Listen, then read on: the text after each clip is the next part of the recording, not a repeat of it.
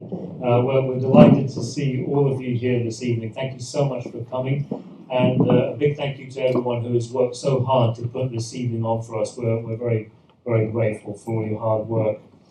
For those of you who don't know me, my name is Stephen Cheung, and my wife, that's Julia over there, standing up there. Julia and I have spent some time living and working in Central Texas. As you can tell from my accent, though, we're not actually from Central Texas. This is an East Texas drawl you're listening to this evening. But sometimes it was actually quite difficult to make myself understood down there. Sometimes the accent actually got in the way of communication, and people misunderstood me, especially when I was trying to order a glass of water in a restaurant. For some reason, that was always a problem. The worst was going through a drive-through. It's suburbia, right? So they've got those things down there. And you know how you drive up to that machine, and it didn't matter how, as I was speaking to that machine, how often I repeated myself or how well I enunciated my words, over-enunciated, they always got my order wrong. There was always something missing, or there'd be a few things in there which I didn't even ask for. It's a very frustrating experience overall. So then I came up with a cunning plan. And what I decided I was going to do was I was going to put on my very best American accent. And you have to understand, I've been perfecting this accent for many, many years. And it's still not very good, actually. So I remember the very first time I drove up to that machine, and I tried it for the first time. And I said, "I'll have 4 large fries, 2 filet-o-fish, and a bottle of water." And so I drove around to the payment window. No one speaks like that down there, by the way, but not very many. So I drove around to the payment window, and these girls behind, they're actually laughing at me, right? They're making fun of my accent. So then I switched back into my British accent, and I'm like, "Thank you very much," and I drive off. And they kind of do this double take because they're not actually quite sure what just happened.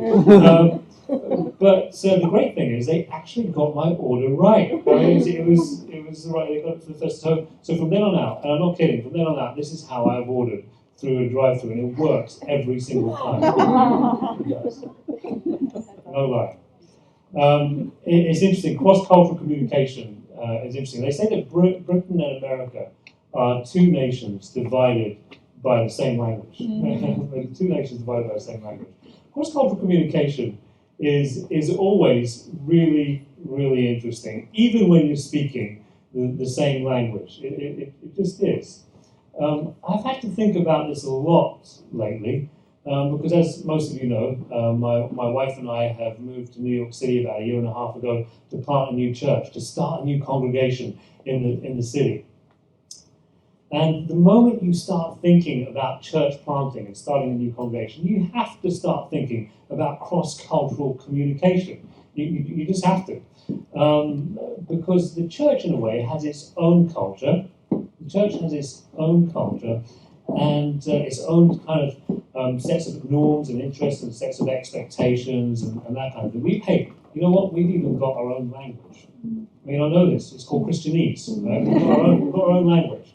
And then there's the surrounding predominant culture, the prevailing culture. And depending on where you are in the world, depends on how those cultures are actually going to line up with each other or not, as the case may be. Right? So, for instance, in Britain, in London at least, it's about 2% Christian. In New York City, or at least on Manhattan Island, it's about 3% Christian. So, that's kind of a difference. It's not a difference, right? That's proportionally about the same. But the numbers can be deceiving. Because actually, culturally, there's actually quite a big difference. I've told a few of you before, in Britain, Christianity is seen as a kind of disease. And now I don't mean the kind of disease, it's not like an infectious disease where we've got to stamp it out quickly, right? The World Health Organization are not issuing any public health warnings just yet. In fact, it's long past that. It's long past that stage. It's more the kind of disease. We're not seeing it as kind of infringing on public life and infringing on people's freedoms. We're seeing more as the kind of disease where people feel sorry for you, they pity you, because you're intellectually, inept, or you're emotionally weak. There's got to be something wrong with you, right? To talk about God there, it's just odd, and frankly, kind of embarrassing. So even though the numbers look the same, there is a little bit of difference between the situation in New York and the situation in London. So, for argument's sake, let's say that this over here is the church culture, right? And over here we've got the surrounding predominant. Hey Jim, will you hold this for me? So I want you both my hands here. So I knew I came for a reason. That's right. So this is the surrounding church culture, and this is the predominant culture, right? And so in a situation like New York, I think it looks like something like this, right? So there's some significant differences between those cultures, right? There's a large cultural gap. In a situation like London, let's say this is the church culture. In London, the culture's over there by that wall. I can't reach it, right? There's a massive cultural chasm. Okay, thanks, Jim. Appreciate it. Okay, I just want you to be able to visualize that somehow. There's this massive cultural chasm between church and culture, and so, of course, in a situation where the cultures are close together, well, communication's pretty easy. When it's like a situation like New York, very difficult. Situation like that, right? It's near impossible. Right? It's near impossible. And so, what ends up happening in those situations is that people start speaking past each other. And it's rather like you're shouting at each other across this vast cultural chasm, right? And sometimes you know how it is when you can't hear the other person properly. You actually think they're insulting you sometimes, maybe, and so you kind of start name calling. And so there's this talking past each other, this shouting across this vast cultural chasm. It's a little bit like, have you ever had a friend who doesn't speak English very well? Right? And you know this is stupid, right? You know this is stupid, but you try it anyway. And you think, if I could say this a bit louder, right? If I shout at them, then they're going to get it, right? This will make sense. And of course, it never works. Well, really, that is what these evenings over these next few months are all about. They're about cross-cultural communication. What we want. My aim in these meetings is not that we would give a comprehensive Christian answer and response to every single question we'll be looking at. That's not possible in 20, 25-minute talks. I'm going to try to stay 25 minutes, okay, around about there. My aim for these talks is also not to try and thoroughly convince the thoroughgoing skeptic, right, of every claim of the Christian faith. And look, let me be honest with you. I'm not thoroughly convinced of every claim of the Christian faith in the church makes. I'm just not. I'm just being honest, okay? Luckily, my goals for these evenings are a lot more modest than that. What I'm hoping for is that we're going to be part of generating a better conversation between church and culture. That's my goals for these evenings. And one of the ways that I'm hoping that we'll do this, two ways. First of all, I'm hoping that we're going to be able to provide Christians, believers, or the already convinced, if you like, we're going to be able to provide perhaps some different answers, different ways or alternative ways of speaking about the way that we see the world. I want us to reconsider what we've been saying and how we've been saying it. I don't want the church to be so intellectually rigid, so bound by our conventions and our traditions that we forget how to have a lively and engaging and fruitful conversation with the world around us. My hope is that these sessions are going to infuse our church that we're starting up here with this, that it's just going to become part of the DNA of Trinity Heights, that we're always working at having a better conversation. Right? We're working at getting better at the conversation. I know some of you are already painfully, you don't even need to tell you this, right? You're painfully aware that old language isn't working anymore. And instinctively, you've been reaching for other ways of speaking. Well, my hope is that these evenings will be a contribution to your efforts. The second way that I'm hoping to generate a better conversation between church and culture is really by submitting for the skeptic's consideration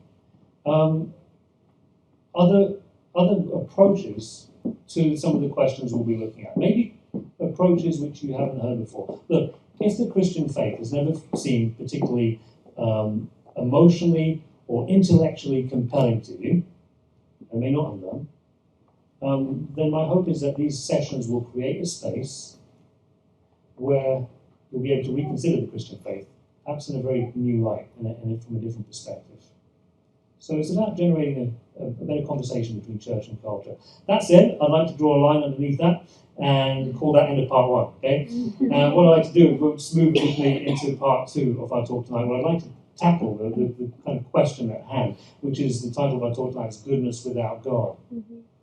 So, in the time remaining, and I will keep an eye on the time.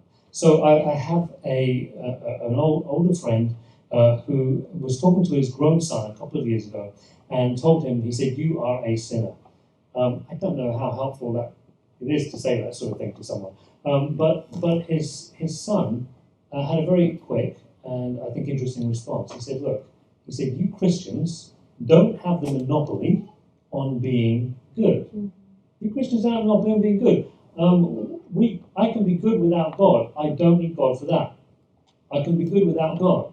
Actually, this is something of a catchphrase for the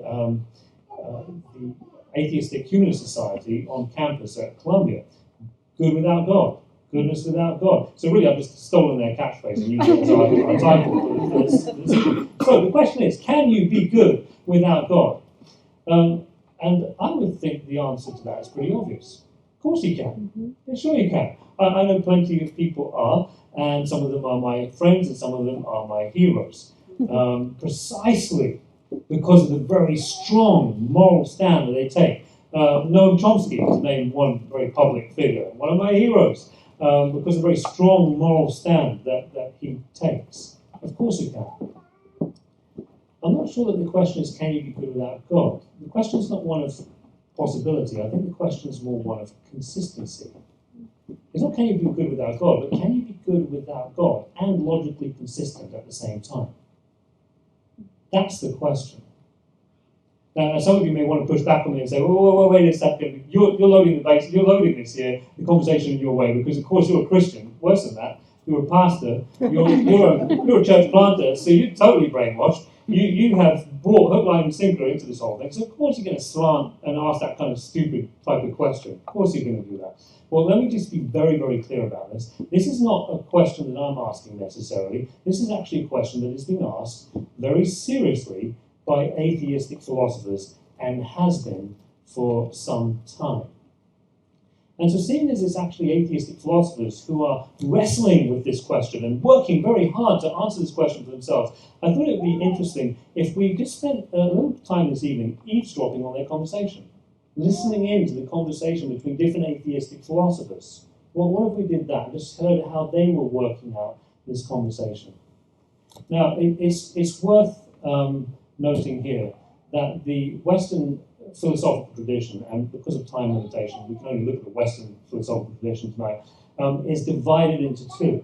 There's kind of two major traditions, the analytic and the continental traditions. These are two major traditions, and of course, because of time limitations, we can't go into the distinctions and the details of the similarities and differences between these two. But what I thought we could do this evening is we could take a representative from each one of these traditions and just see how their conversation goes, listening to this, eavesdrop on their conversation, listen to what they have to say to each other. So I thought, as a representative of the analytic tradition, we could take the philosopher Bertrand Russell. Okay?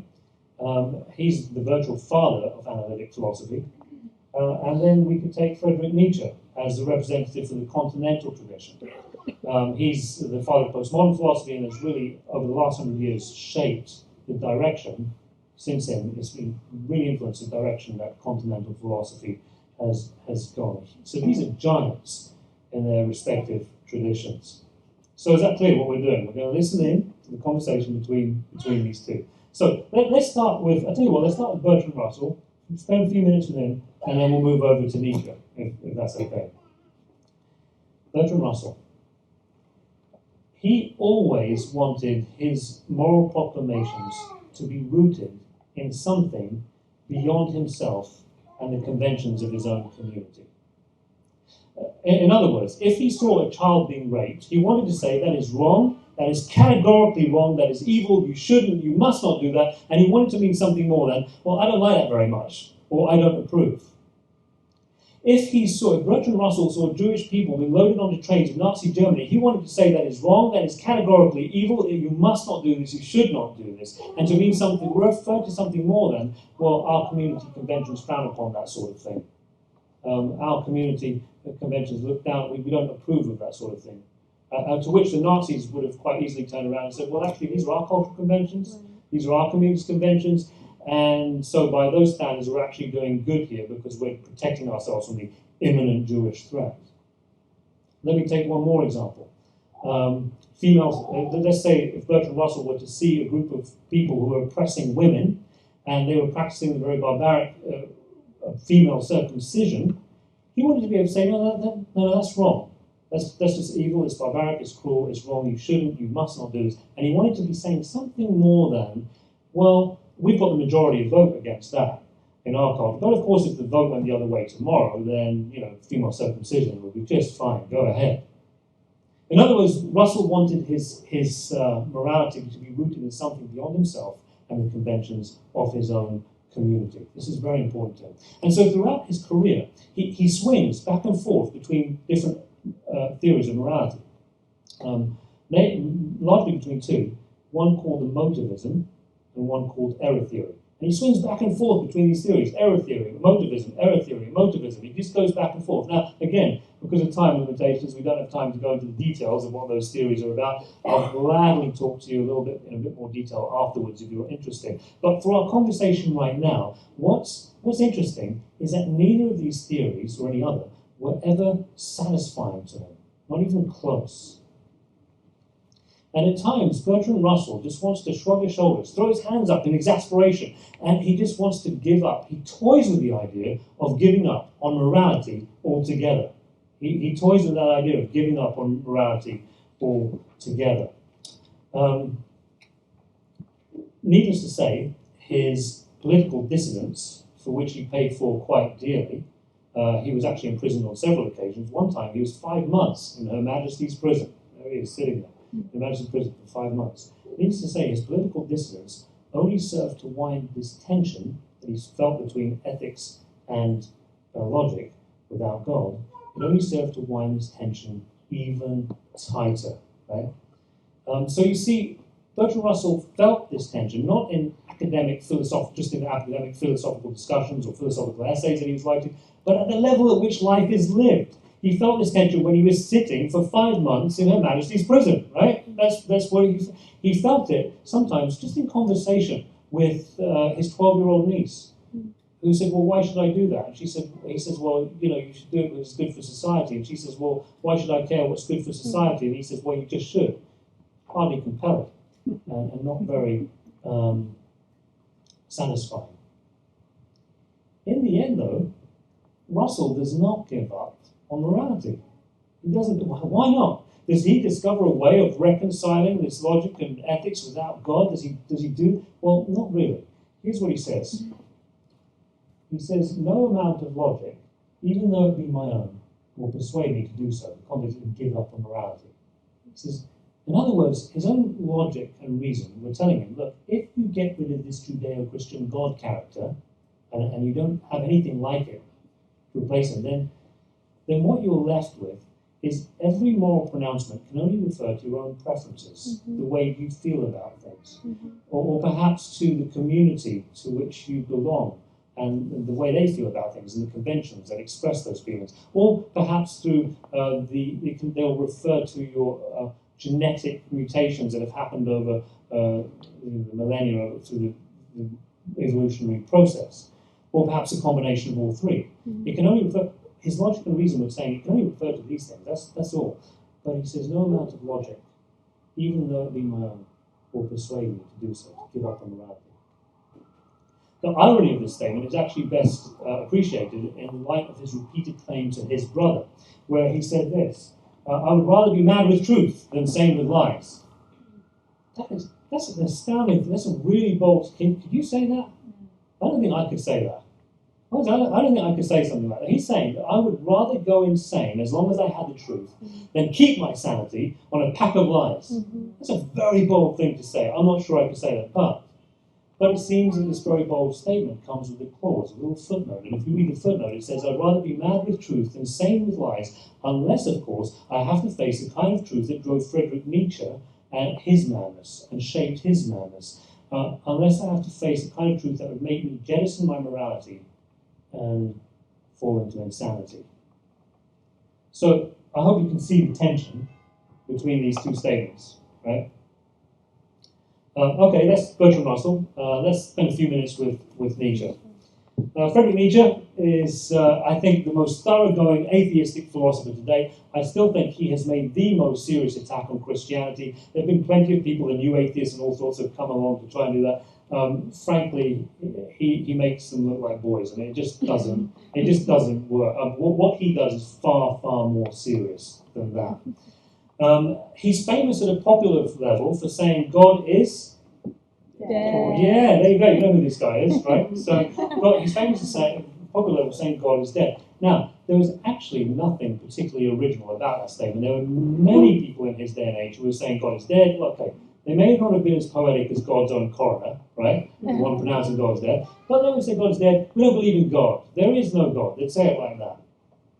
There was nothing original about the statement. It's always funny to me when you see it on bumper stickers and T-shirts, like a shock value. This is 1800s, right? There's nothing original about it. Nietzsche would never have claimed that was original. What was original was his understanding of the consequences of the death of God. It was his understanding of the consequences of the death of God that was original. And so, in fact, one of the things that frustrates Friedrich Nietzsche the most, just really made him mad sometimes, one thing that frustrated him was the fact that he was surrounded by, as an atheist, he was surrounded by all these other atheists who were saying, God is dead, there is no God, we don't believe.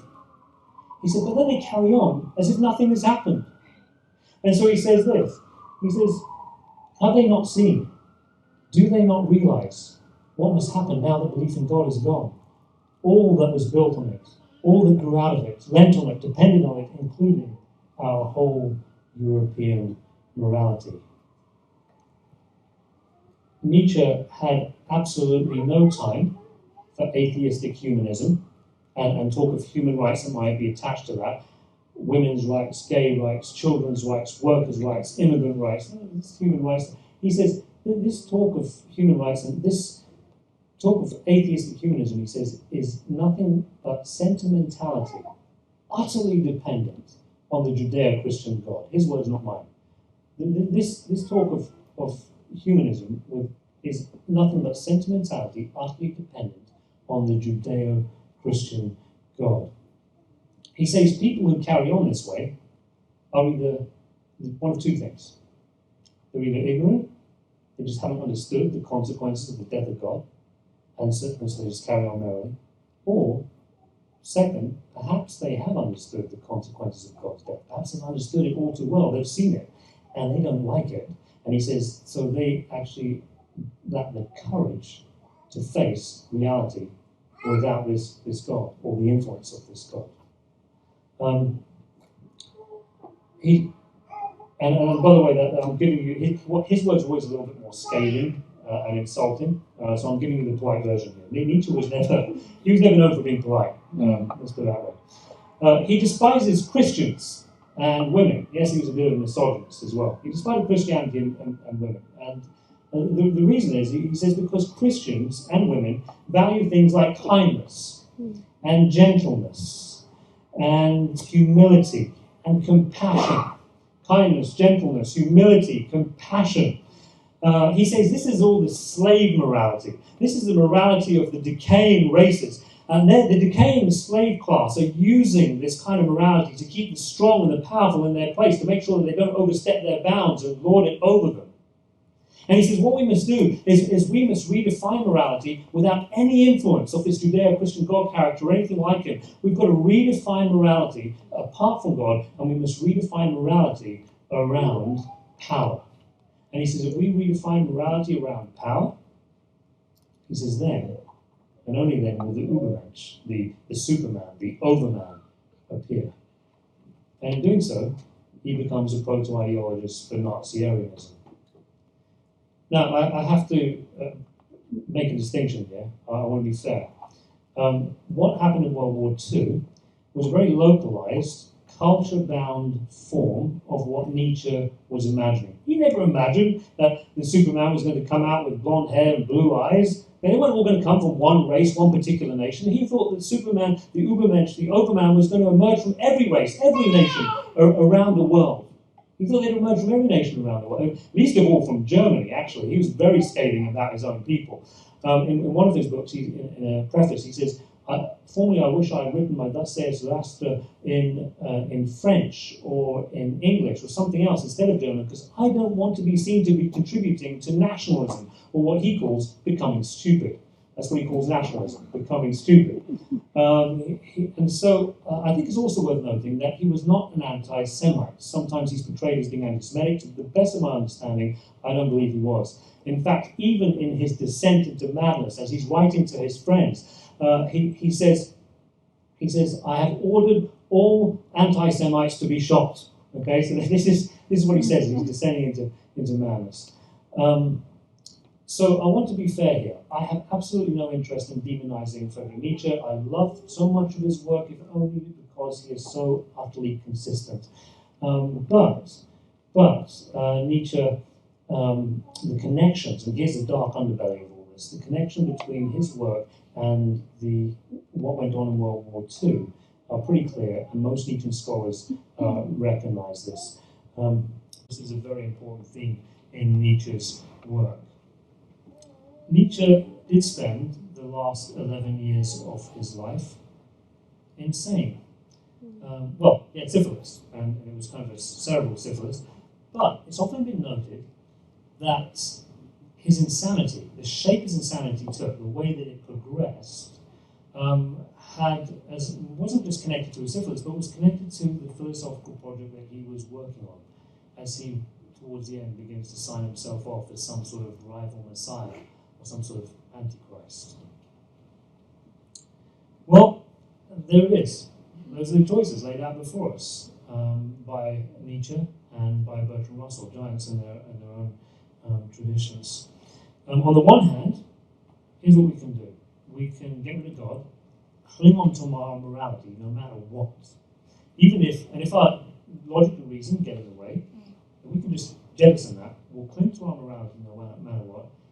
And in doing so, maybe we will cling to our sanity. Bertrand Russell was always very afraid that he would go insane, that he would go mad. There was always a fear of this throughout his life. Or we can do what Nietzsche did, and we can get rid of God. We can follow our truth and logic and reason no matter where it takes us, even if it means jettisoning our morality, and in doing so, losing our sanity. These are the options laid out before us, not by Christians, not by theists, but by atheists who have worked very, very hard at being logically consistent, internally coherent, and comprehensive in their philosophical projects. They've worked hard at this. Of course, at the crossroads where these different philosophers part company, there is always a sign that says theism this way. Right? At the crossroads of these atheists part company, there is always a sign that says God this way. There always is. Now it's just left for someone to say, well, wait a second, you're a Christian, works to a church party, you have started a conversation, you've framed it, of course you'd frame it this way, that's your interpretation, but if we were to have an atheist to survey the atheistic discourse over the last 100 years or so, there's no way that they would come up with this kind of analysis. That's just not the conclusion they would draw. Which is why I want to conclude with a quote from our very own Philip Kitcher, who is on campus at Columbia University. He's recently written a book, what was it, 2011, 2012, called The Ethical Project.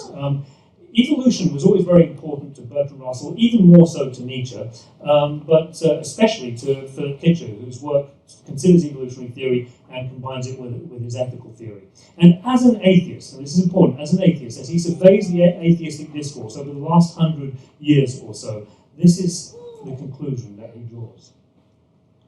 The God hypothesis has been difficult to dislodge. The alternatives seem so mysterious. The God hypothesis is better at integrating logic and morality, that is, the thesis of external constraints with the evolution of the ethical project. So he says the God hypothesis is better at integrating logic and morality than any sophisticated secular rival. Well, thank you very much for listening. I appreciate that.